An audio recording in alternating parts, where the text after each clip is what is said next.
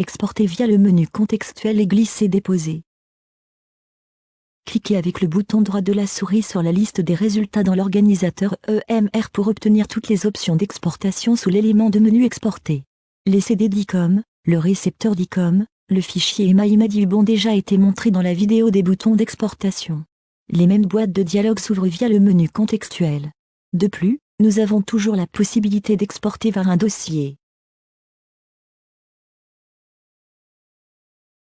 Sélectionnez donc à l'avance les données à exporter.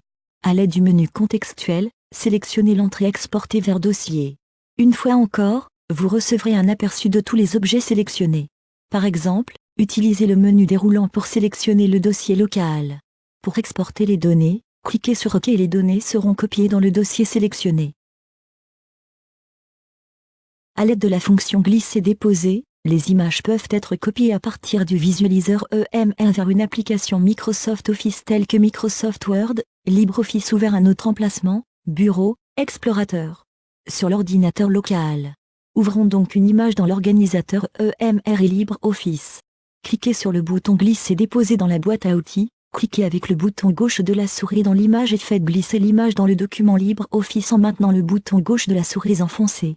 Les données d'image sont exportées au fur et à mesure qu'elles sont affichées ou traitées dans le gestionnaire EMR. Si, par exemple, vous y avez effectué une mesure et que les informations patients sont masquées, elles sont exportées de la même manière.